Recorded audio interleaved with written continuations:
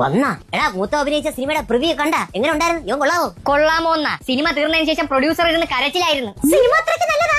അതുകൊണ്ടല്ല, എന്റെ എല്ലാ പൈസയും പോയല്ലോ ദൈവമേ എന്ന് പറഞ്ഞായിരുന്നു കരച്ചില്. ഈ പറയണ പോലെ കുഴപ്പമൊന്നും ഇല്ലായിരുന്നു അമ്മ. കുഴപ്പമൊന്നും ഇല്ലേ? അമ്മ മരിച്ചിറങ്ങണ സെന്റീസിൽ നീ എന്താ കാണിച്ചത്? ഞാൻ അമ്മയെ നോക്കിങ്ങനെ നീ എന്തൊരു താറാവിന് തീറ്റി കൊടുക്കാൻ വിളിക്കണ? ഫസ്റ്റ് എന്റെ ഒരു കഴിവ് എവന് കിട്ടിയിട്ടില്ല കേട്ടാ. കിട്ടാത്ത നന്നായി. ഇപ്പൊ തന്നെ അപരാധം. കിട്ടിയിരുന്നെങ്കിലേ കാട്ടപരാധം ആയേനാ.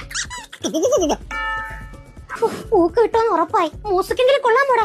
ആ പടത്തിലെ മ്യൂസിക് ത്രില്ലിംഗ് സീനിലെ അവന്മാര് സർക്കസിന്റെ മ്യൂസിക് ഇട്ട് വെച്ചേക്കണമ്മ. പക്ഷെ ഞാൻ അത് ഫൈറ്റിൽ എല്ലാം ക്ലിയർ ആക്കി. ഫൈറ്റ് കാല് പൊക്കി ചവിട്ടുമ്പോഴേ നിക്കറ കയറുന്ന സീനുണ്ട്. പിന്നെ റോപ്പിൽ തൂങ്ങി ആടക്ക പുത്തു ആർട്ടിഫിഷ്യൽ അല്ല, താഴ്സനാണ് കഥാപാത്രം.